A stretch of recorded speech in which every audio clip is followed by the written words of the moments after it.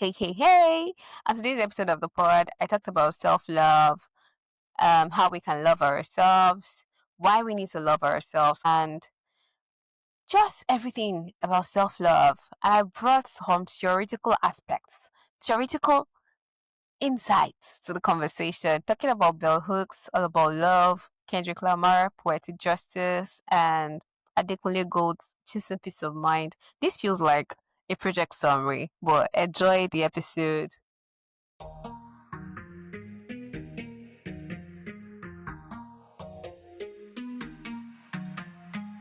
We're back. Welcome to another episode of the Becoming You Pod, where we talk about all things adulting. I remain your beautiful host, Oluwabukola.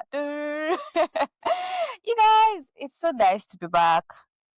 Did I go anywhere? No. So let me tell you what I'm saying. It's so nice to be back. Like, this episode is going to be a solo episode, and I know you guys have missed me, just me on the pod. So that's why I said it's so nice to be back. Last week's episode was a very great episode and a very enjoyable episode. I had a guest on the pod, and we spoke about living in the diaspora. Very great episode. If you've not listened, you should go and listen. I should catch up. You would actually really enjoy that episode. But now let's talk about me being here alone by myself, feeling all sorts of pain, like pain. I'll talk about everything honestly. But let me start. Where do I start from? Where do I start from?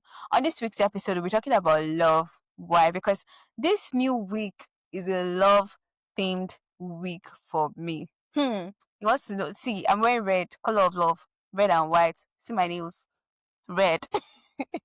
This week is actually a very like it's a love themed week. It's a love filled week, and actually, oh, I don't want to talk so much. If you want to know more about this, just be on the lookout for more information.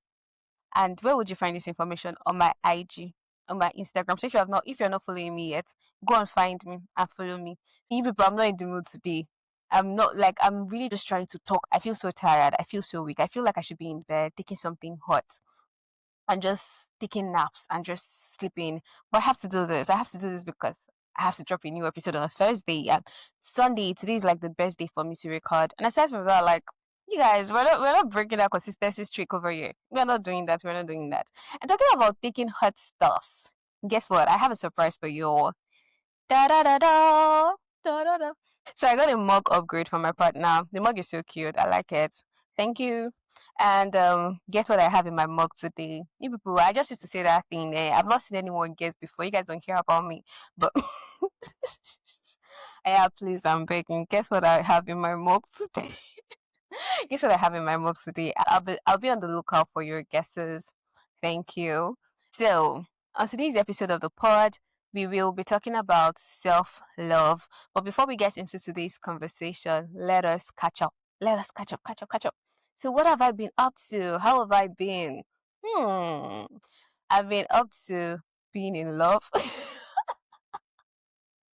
I'm serious. So with this love talk, I'm actually very serious. But yeah, I've been good. I've been fine. I've just been taking it a day at a time. The past week was very work filled for me. I was so busy. Like I intended to start the gym on Monday, but I woke up so tired with backlog of work. So I couldn't go to the gym on Monday. I was just stuck with work. Tuesday same. But I think I went for a walk on Wednesday, an hour walk. Was it Wednesday or Thursday? One of those days, like school, it was nice to just be outside and just let the sun touch my skin. Then I promised myself that I was going to start the gym on Saturday, and I was able to just do it. And I started the gym on Saturday. That was yesterday. I went to the gym. Hmm. I am still feeling the pain from yesterday's gym session. Like I am feeling different, multiple kinds of pain right now. Like I'm having cramps, my legs are hurting, my hands are hurting. I am so tired. The funny thing is, I was at the gym yesterday for like an hour, 30 minutes. I was feeling so strong. I was feeling fit. I was like, I'm already fit though. I was working the treadmill with Steez. I was just trying to like, I was just doing a lot of things yesterday. I think I was just hyper about the fact that I was returning to the gym. Hence, I was just over exercising. Let me put it that way, over exercising, lifting weights with my legs, with my hands. Oh God, I was doing a lot of things. And yesterday I also went out. At last, I went on a virtual date. Yeah. I went on like a virtual physical date. I don't know how to explain it, but maybe, just maybe, you get more information on this on my IG by Friday. I'm not sure. I'm not promising, but just maybe. So I went on a virtual date and a physical date because I was with my friend, and so it was like a two in one. You know, when we say use one stone to kill two birds, I was actually using a stone to kill two birds. But it was nice because I got to dress up. You know, I wore a dinner dress, hair, makeup on fleek. I looked so good, so good, so good. But yeah, it was nice. Went to this really nice restaurant, and I had salmon and rice. The food was actually good, but will I be going back to that restaurant? I'm not sure, but it had like great food. Just had great food. Had like took pictures as well. So it was just a fun time. Oh, and you know, and my friend were just like, we should be doing this more often. Like we should go out more. We should step out of our house more, actually, because we have to, because we are young, and because we should, because we should. Going into today's conversation, I'm talking about self love on today's episode because this is, like I said earlier, a love themed week for me, and I was thinking about talking about love, but I didn't want to talk about romantic love, no, platonic love, and I was like, what is that greatest form of love? No, I think Christ is the greatest. No, the love Christ has for us is the greatest form of love. But the second one, don't let me cap here. Yeah, but like I just feel like self love is a great form of love because one of the greatest like rules in the Bible is love your neighbor as yourself, and that just simply implies that you have to love yourself before you can love your neighbor. If you do not love yourself, there is no way you can give love to your neighbor because you don't even know what love is. You don't even know how to make them feel. You don't even know when you're doing the right thing because you've not felt it, you've not experienced it, you've not accepted yourself. So if you do not accept yourself, you do not respect yourself, you're not kind to yourself, how on earth would you be kind to your neighbor? So yeah, so that's why I'm talking about self-love on today's episode because self-love is important. When we understand self-love, when we're able to love ourselves, then we'll be able to love our neighbors. And when we're able to love our neighbors, what do you think? The world will become a better place. So, I'm sure you must be familiar with the term self love. We all talk about self love. Like, people talk about self love. You know, you should love yourself, love yourself, love yourself. But have we actually ever stopped to ask ourselves, what is this self love? How can I love myself? How can I love my neighbor? How can I love somebody from the opposite sex or gender? How can I love my friends? You know, what is this love that we have to give out to people and we have to like just show to ourselves? What is love? And I'll define love is, I think I would tilt towards the biblical side of things to define love. Love is kind, love is patient, love is understanding, love is sacrifice, love is respect, love is, what is love again? Love is all these good things. Yeah, love is understanding, love is acceptance. Yeah. I read a book by who wrote this book? Is it Bell Hooks? I can't is it Bell Hooks? I think is she the one about love? So she was trying to like explain love theoretically. That's why I like US Black American scholars. Those people are enough. They are like very brilliant, very theoretical, very they have this depth to their understanding about life, about things. They never say things on the surface level. They never say things on the surface level. The other day I took a course on blackness when I was doing my exchange program. I took a course on blackness. And you guys, there was somebody that was trying to theorize blackness from a religious standpoint. When I'm talking about blackness now, I'm talking about race.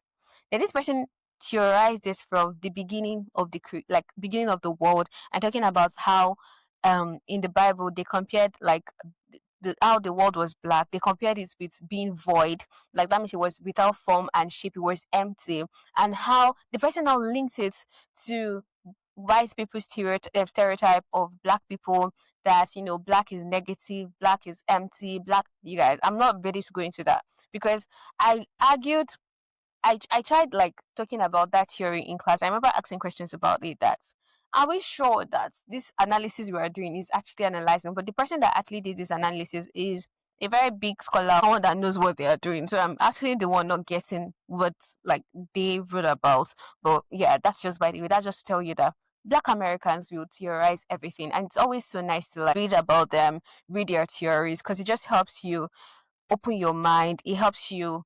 You just start seeing. You start questioning things that you would normally not question. Things that you would not like. You guys, I feel like I'm really, I'm deviating. I feel like I have wandered away from today's conversation. Let me bring myself back. So I think the book was written by Bill Hooks. The love. I think the name of the book I read is All About Love by Bell Hooks. I think so. I think so. I'm not sure. So when she was describing love, she described love as an action verb. She said love is not just something you feel, it's a continuous act. Loving is actually an act, and it's can you can only show that act by doing things, like by making sacrifices, by being kind to yourself. So yeah, you can say I love myself, but the only way you're able to really prove that you love yourself is just by looking at how you treat yourself, how you consider yourself. When you say you love people as well, it doesn't just stop at that. Like, that's why people will tell you love is never enough. But if you actually look at love theoretically, I feel like love is very much enough if it is practiced as it should be practiced. Love is never enough because people treat it as a mere feeling, as something that just happens. You hear them say things like, I fell in love. Huh? How do you fall in love? Like, love comes with a form of like sincerity, it comes with a form of intentionality. And when you're intentionally doing something, you don't fall into it. You can like somebody without planning to like them, but remaining in love, staying in love, and just the continuous act of being in love with that thing is where the love is a verb theory comes to play. So yeah, her theory is that love is an action verb. Yeah, so love is not a noun. It's not something you just say and just let it be, or you just profess and leave it hanging. It's something that you continually show. I was listening to a song by Kendrick, and I think the name of the song is Poetic Justice. Is that a song? Yeah, I think so. And in the song, he made a statement where he said there was a part of the song where he said, "Love is not just a verb; it's you looking in the mirror." And I can't remember the other part of the rap song, but yeah. So he took it a step further by saying, "Love is not just." You showing it that you actually love the person, you acting it out, you showing it with actions, further continuous actions that you actually love a person. Love is looking in the mirror. When you look at yourself in the mirror, what do you see?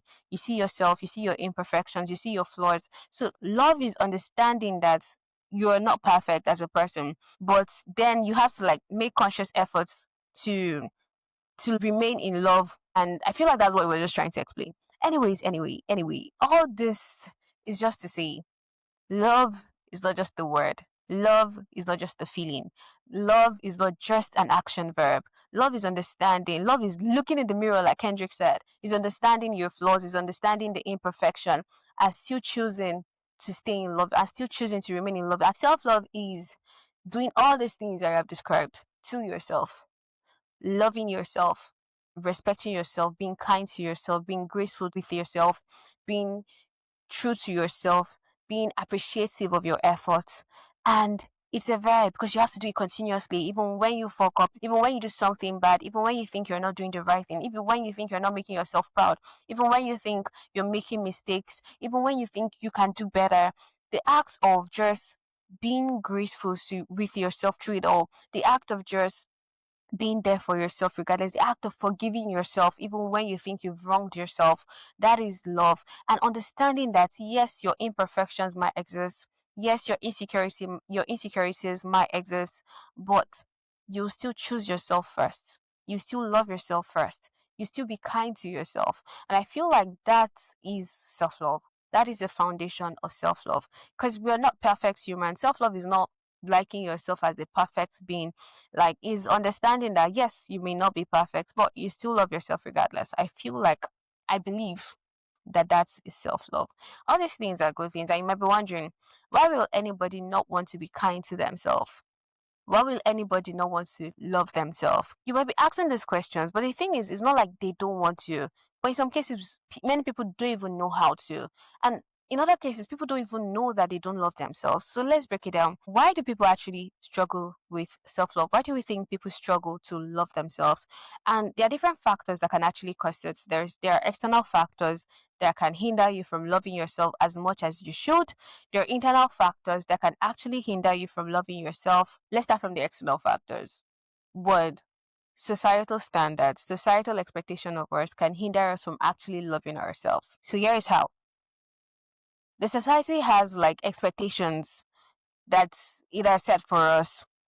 For instance, as a young lady graduating from the university, the next thing the society expects you to do is to find a man, to settle down, have a home, have a family.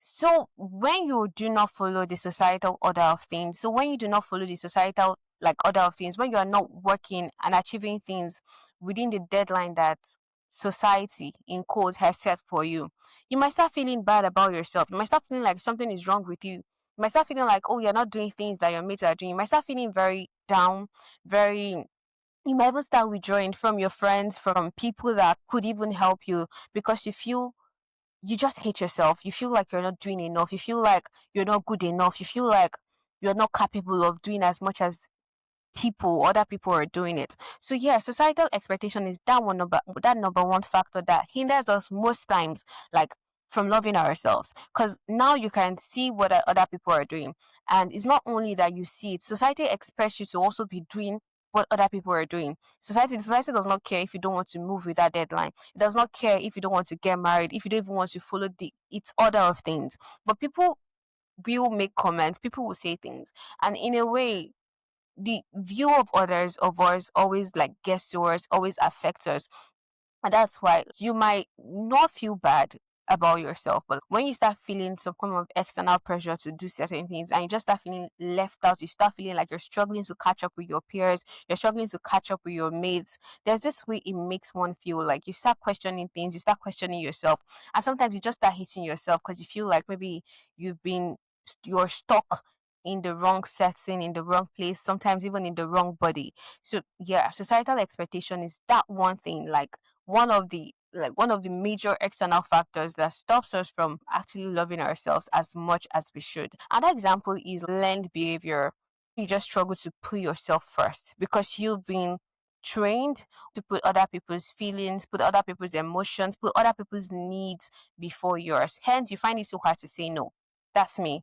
I find it so hard to say no. I find it so hard to reject people. I find it so hard to just push people away. And when you're a yes person, you would kind of be always available for people and you have them just come in and go out as they please, as they want, without caring about you, without caring about your feelings. And I feel like most of us struggle to put ourselves first because the Nigerian society, for instance, just trains us to be very sacrificial. It's not bad to be sacrificial. It's not bad to give. It's not bad to consider the feelings of other people. I mean, I feel like that's even like it's nice, it's part of humanity to always put the feelings of others into consideration before making decisions. But the bad thing is when we always fail to put ourselves in consideration for making a decision, like, and you know what happens when you are that yes person, when you allow people to have access into your life as they please. What happens is you start feeling bad, you start hating yourself for it, because you start hating yourself like for not saying no.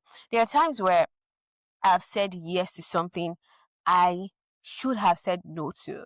I know what happens after. I just stay on my own and I'm like, why didn't you have the courage to say no? Tell me now. Like, I start interrogating myself. Why did you not have the courage to say no? And when this keeps on, like when this happens constantly, what happens? You find yourself like not rating yourself because you think less of yourself. I feel like, oh, okay, you can't help yourself. You just have to be that doormat. You just have to be that yes person. You just have to be that sacrificial lamb. You just have to always be available, even when others are not available for you.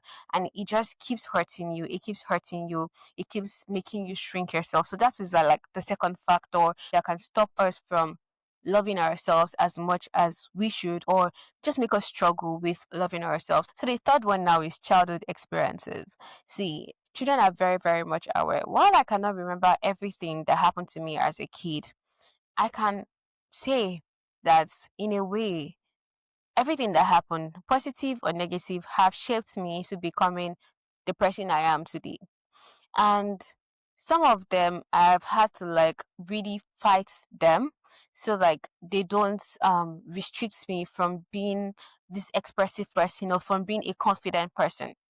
Let me give you some examples of how like childhood experiences can hinder us from loving ourselves. And I can also give an example of how childhood experiences can actually make us love ourselves. With kids, yeah, when you say nice things to them, I don't know if we can all remember every nice thing that was said to us when we were kids. I mean, I can't remember all, but I can tell you for a fact that they all had effect on me. There was a time, I've said it on this pod several times. There was a time when I babbed skin as a kid, like I babbed low cut skin. My dad kept on praising me. My dad kept on telling me how like beautiful I am, how I looked like a queen, how I looked like Agbani Darego, how I did this and did that. And everything he said to me actually helped in boosting my confidence. On the other hand as well, I am a child that like I have eyeballs. You can see. So yeah, growing up as a child with like big eyeballs, it wasn't easy because funny thing is, you know the way they say like I don't know. I grew up, this is not me trying to say like I was insulted or like I was abused or something at home or with family or anything. No, I grew up in a family like that where love lived, or a family filled with love. So I'm never talking about just my nuclear family now. I'm talking about with my uncles. I had my uncles do my assignments for me. I had them be there for me. So I grew up with love and I had like these people, this community of love surrounding me. However, I had uncles that really loved to catch cruise and uncles that really loved to like just let me say catch crews. And one of the ways they caught crews at the time was just by calling out your features and just talking about it. And they didn't see it as a big deal. Honestly, I don't think it was a big deal because they were just joking. I mean, they were just joking, but in a way, it had effect on me. So, like, they had all sort of names that they called me, like, jokingly to describe my eyeballs, to describe the way, like, my eyes looked. And at the time, I don't know, it made me feel bad. I won't even lie. It made me feel bad when it comes to my like me being happy with my eyes or loving my eyes or loving the way my eyes looked. I felt really bad. I will not say some of the names now because I know some of you will tell you names now. You can't be calling about people. There's even a particular name of mine that I got to hate as a result of like the name calling. The name was always like just used also as a derogatory like them to describe me or to call my eyes. And although my mom claims the name is a very beautiful name, I personally do not like. I still use the name. It's my other name, but I will not introduce myself to people using that name or just be so like loud about the name because there is just a scar the name carries and it just makes me feel very, very uncomfortable. So yeah, I would say traumas, childhood experiences really, really, really, really affect our ability or inability to love ourselves. Those things were said jokingly. I understand that they were joking with me. I love my uncle so, so much, so, so much. But like now I'm just seeing like how the effects those things had on me at the time. So yeah, I feel like understanding that and growing up now, I'm already an auntie myself. I try not to tease younger siblings with things that they might be insecure about because in a way, instead of making them like comfortable with that thing, it makes them very uncomfortable with it. It makes them even more insecure about it because think about it, if you have people at home calling out your imperfections, it just makes it more obvious to you and it takes away your confidence to actually overlook those imperfections because you have somebody reminding you that oh you have big eyes, oh you have big head. I don't have big head, but yeah.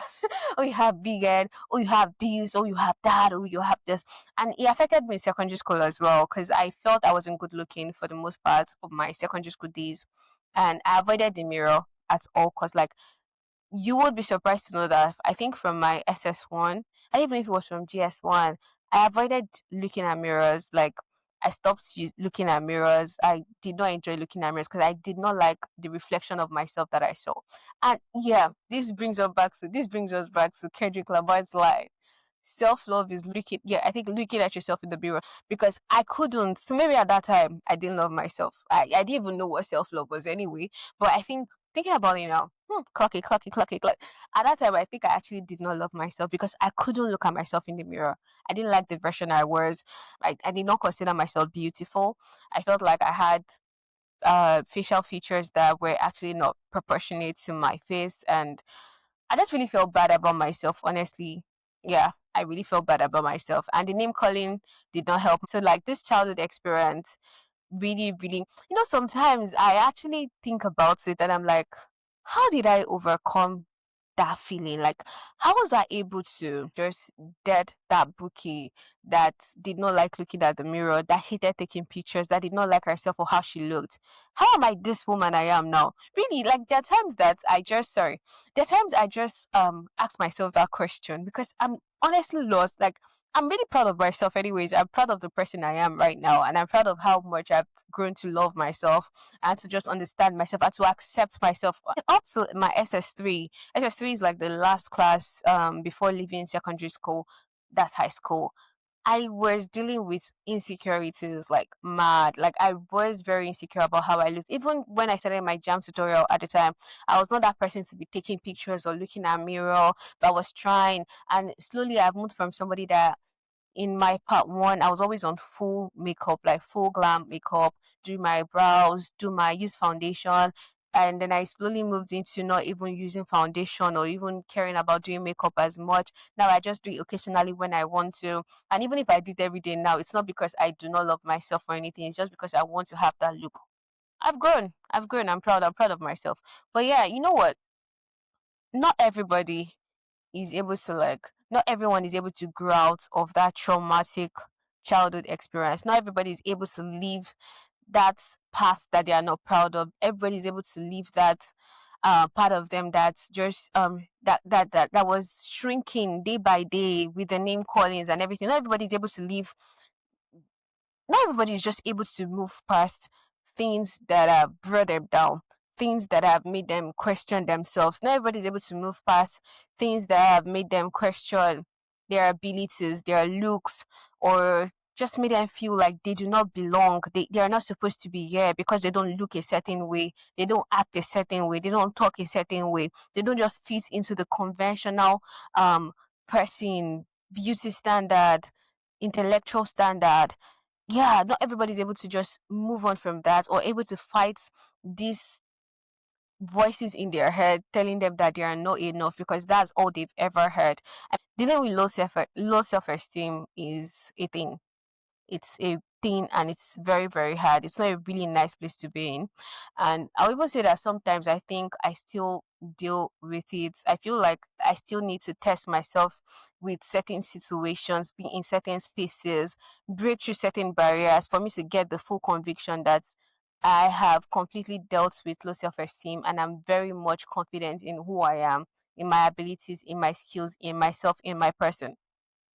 And now this now takes us to the internal factors. Like, let's talk about internal factors, the things that can actually stop us from loving ourselves. You see all those things that are happening externally, the societal expectation that they are setting for you, your childhood experiences, the traumas that came, the name calling, the fact that you were not fitting into like different groups or different beauty standards, and also like things you've learned, like not putting yourself first. You see all those things, they come together to shape our thoughts, how we think of ourselves, what we think about ourselves, how we see ourselves. They shape those things, and that's what leads to like our internal factors that we have to fight before we can love ourselves. And that's one, self esteem. When you've always been talked down on, when you feel like you're not good enough, when you feel like you're not deserving of things, what happens? You start feeling like less, start feeling bad, you start feeling sad, you feel like you're not worthy of places. And instead of you to allow yourself shine, what happens? You always try to shrink yourself before people try to shrink you. Because it's like, you know that, oh, okay, you're not deserving of this, you're not supposed to be here. So you just think about it that, oh, before people start pointing it out, before people start talking, I'm not even supposed to be here anyway. Let me go into like hiding, let me go into my shell. People don't have to notice me. Then you notice that you're quiet because you don't even want people to notice you. You're walking on eggshells around because you don't even want people to notice you. You don't want people to know that you're in the room because you feel like when they notice you, that's when they'll see your imperfections. Self-esteem stops us from loving ourselves, and internalization of all these negative things coming from the outside stops us from loving ourselves. So having negative conversations with ourselves back to back, back to back, actually does us more harm than good. Imagine telling yourself all the time that you're not good enough. Imagine telling yourself all the time that you're not beautiful. The constant name calling would lead you to start believing that those things are actually true and those things are actually your reality. When you keep telling yourself you're not good enough, you're not good enough, you're not good enough, obviously you believe that you're not good enough. And what happens? You will not try, you will not make efforts because you believe like, after all, you're not good enough, so why do you need to try? Do you understand? So yeah, having constant negative conversations with yourself is can be more detrimental than we think it is. So yep, less negative talks, more positive talks. But we've not gotten to how to like overcome this. Another internal factor that can stop us from loving ourselves is when we're obsessed with being perfect. When we believe that we can only love ourselves when we're perfect. You're going to be on a long ride. I don't know if you'd ever get there because we're humans and as humans we're flawed. That is just like a fact.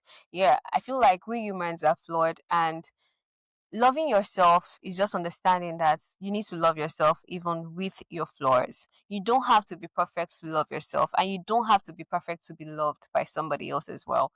Just understanding that these are your flaws, this is who you are. You can always work on them. You can always leave them. Like, change is constant. You can always like work consciously into being that better version of yourself, but first you must first accept yourself the way you are. So accepting our flaws, accepting ourselves even with our flaws, is part of adulting, is part of growing, and it's something that we need to embrace. And it's something we need to embrace, because that idea of like perfectionism, of thinking like, oh, we have to be perfect to love ourselves, or we have to get everything right to love ourselves, is false, and it's kind of like bad, because it would only hinder you from actually loving yourself. And the last one I'm going to touch on today is our inability to forgive ourselves. There are times you make some mistakes, like costly mistakes, not like simple mistake of pouring water away, or simple mistakes of not doing something the way you're supposed to do it, but like serious mistakes that have real life consequences.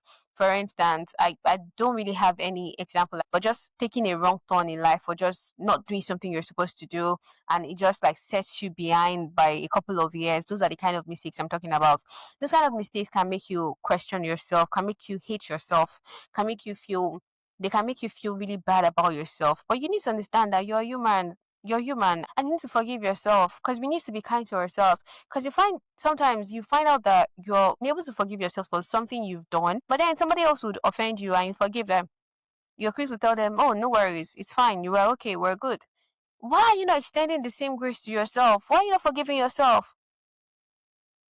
How, like, you guys, honestly, we need to forgive ourselves. We need to understand that mistakes happen.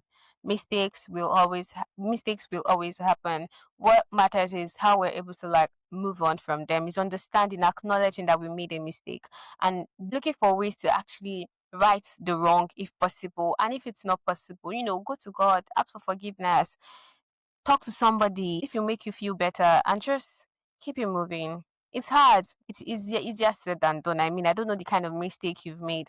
It's easier said than done. But one thing we need to understand is, when there's life, there's hope. Honestly, it can be tough. I'm not even going to lie, but learning to forgive ourselves is very important. It's a very important aspect of self love.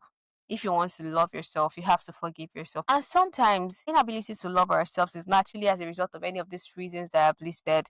It's just born out of the mere fact that we do not even understand what it means to love ourselves, or how we can even love ourselves. Because like, to some people this term is actually very strange, like self love. I have to love myself if somebody else can love me. Do you understand? So why do we actually need to love ourselves? We need to love ourselves so that we can be happy. You see, this adulting thing, one thing I've come to understand is happiness is born out of intentionality. If you want to be sad every day as an adult, there's always a reason to be sad.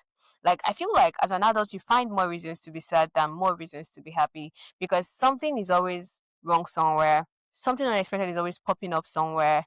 Something annoying is always happening somewhere. Someone is always doing something to trigger you. One thing is happening somewhere. Like, there are just so many things you have to deal with as an adult. So if you are hyper focused on those twists, turns, unexpected twists and turns and disappointments, it's going to be hard finding happiness. I don't think there are some phrases we should not use as adults, like finding happiness. Where are they selling happiness? Where? Peace of mind? Where? Those things, you have to create them for yourself. And you can only do that when you actually love yourself. When you love yourself, then you can start thinking of how to feel happy, how to be good, how to like have be in a very good space mentally. When you love yourself, you can then start thinking about, oh, how to rest, how to just enjoy life, how to take things slow. But you first have to love yourself before you can do these things for yourself. That's just it. And there's a song that Adekunle Gold sang as well. This episode is a musically theoretically inclined episode. But there's this song that Adekunle sang, Peace of Mind, and it's like he's chasing peace of mind and therapists cannot even give it to him. And that song is just so really nice because you understand like there's something I always tell my friends that yes, it's good to see a therapist when you need to talk about things, when you need to see, when you need to like find an external help to a problem you're facing and all. But the truth is, the healing, your therapist will lead you to the healing, but the healing still lies in your hands. If you're not ready to heal, I'm telling you that your therapist can only try. They can't give you that solution to whatever you're facing. You have to make that decision to actually heal. And hence, you're going to your therapist because you need somebody to lead you because you don't know how to go about it. I need someone to guide you, to direct you. That's the work of your therapist, not to exactly heal you. At the end of the day, your happiness, your peace of mind, your joy lies in your hands. And to achieve those things, you really have to firstly love yourself. Love yourself so you can actually even love your neighbor. I can give love out to somebody else. When we love ourselves, we're able to build healthy relationships because we know what we want, we know how we feel, we know what we experience. We're able to give out healthy relationships. We're able to like treat people how we want to be treated because we treat ourselves nicely. We're able to just be nice, we're able to be kind, we're able to just have this very great interpersonal relationship because when you love yourself, you're not trying to isolate yourself, you're trying to mix, you're trying to experience people, you're trying to connect with other people. When you love yourself as well, you're protecting yourself from toxic interactions, from toxic relationships by setting healthy boundaries. You have people in their different levels, in their different hierarchy of friendship. You don't have people coming into your personal space anyhow. There's this glow that actually comes with loving yourself. Loving yourself just it attracts good things to you. So it attracts people to you as well because you are not filled with like negative bad vibes, bad energy, negative comments. When you love yourself, you just have this glow that radiates that brings people towards you. People want to know you. People want to know why you're so full of energy. People want to know why you're a positive person. People want to know why you're respected. People want to know why you're just happy. People want to understand like why you're always happy. What's happening? What's interesting? What's going on? Who's cracking the joke? Why are you always laughing? And when you actually love yourself as well, you're able to have very honest conversations with yourself. Like and you can always work on improving things. So loving yourself also gives you the grace to grow. You're able to grow and let me tell you something. Nobody can shame someone that loves themselves because it's more like you can't shame the shameless. They know themselves more than any other person. They know their flaws, so you can't call out their imperfections because they know, they are aware, and they've chosen to love themselves even with the imperfections. So yeah, loving yourself is just key. Honestly, I feel like I'm yapping. So yeah, loving yourself is just really important. It's really good. It's nice. It's healthy, and it just puts you in a very, very good place mentally as well. Yeah. So how do you practically show yourself love? When I think it's by being positive. Yeah. I think when did I make the decision to be like a an optimistic person? I think I made that decision maybe last year. Maybe last year. So yeah, when I say positive, when I say being positive, I'm not really just talking about being optimistic. Have a positive outlook to life. Like see yourself as someone that is worthy of the good things of life. See yourself as somebody that deserves to be happy. See yourself as somebody that deserves to be in that top position you're aiming for. See yourself as someone that's capable of getting everything good that they want. Just be positive rather than calling yourself names that you will not even call your friend or call a stranger. Like, don't call yourself those names. Don't address yourself using derogatory terms. No, you're deserving of good things. You're amazing. You're beautiful. You're kind. You're able. You're enough. Give yourself grace. You know how you act. You know when your friend comes to meet you and tell you that, oh, I want to talk to you about this, and they tell you things and you're able to just be that shoulder for them, tell them all the sweet things they need to hear, all the encouraging words they need to hear, just try to extend that grace to yourself as well. Treat yourself like that friend that comes to you. Treat yourself like the way you treat that friend that comes to you in time of distress. So when you are alone, feeling really like down, feeling really sad, don't push yourself away. Don't put yourself down. Be that shoulder you need to cry on, like at that point. Be calm, be warm towards yourself, be kind, say all the good things you would tell a friend to yourself as well. Encourage yourself as much as you can because you need to, because you need to love yourself. And that's how to show yourself that I love you, self. Yes, you can only show yourself that you love yourself by being kind to yourself. Prioritize yourself, prioritize your well being as well. Engage in self-care as well. And this is I did an episode in season 1 of the pod on romanticizing your life. This is where romanticizing your life comes in. Putting yourself first does not make you selfish. So yeah, you can also put yourself first, prioritize yourself, and take care of yourself. Rest when you have to, sleep when you have to, be kind to yourself. That's how you show yourself that you love yourself. Just think of how you want somebody else to treat you when they're in love with you. Treat yourself that way, and that's how to love yourself. I think, in a nutshell, I can just end the podcast here. But lastly, avoid comparison. Comparison is a thief of joy. Comparison is a joy killer, joy stealer. Try not to compare yourself to nobody because you're you. Your journey is unique. You're on your own path, and let's just keep working hard, keep grinding, keep being happy, keep not just peace of mind. Your peace of mind is with you, it's in your hands. And just don't compare yourself to anybody. Surround yourself with positive people, positive vibes, good energy. Protect yourself, your space from toxic people, people that will talk down on you, people that will call you names, people that keep pointing out your imperfections. Run away from them. Run away from them now. But that brings us to the end of today's episode. Today's episode has been, I don't even have an adjective to describe today's episode. It's been, I don't know. I just feel like I've said a lot of things. I don't know how it came off. I had a very hard time putting this episode together because I just was not in the mood to brainstorm. I was not in the mood to ideate. I was not in the mood to think. Like I tried staying up at night, but I just wanted to sleep. I was so tired yesterday. I was walking in heels yesterday. I was feeling so much pain. Turns out I was feeling so much pain because I worked out earlier in the day. And yeah, my thigh were still hurting from the workouts. And it's still hurting from the workouts. But yeah, that just brings us to the end of this episode. I hope you've been able to learn one or two things about self-love. And you're able to love yourself. And you're able to love your neighbor. See the other things. You have to love yourself first so you can love your neighbor. And let me know, did I actually explain self love well? What do you think self love is? Do you love yourself? Do you love your neighbor? How do you practice self love? Let me know in the comment section. And remember to like, share, subscribe.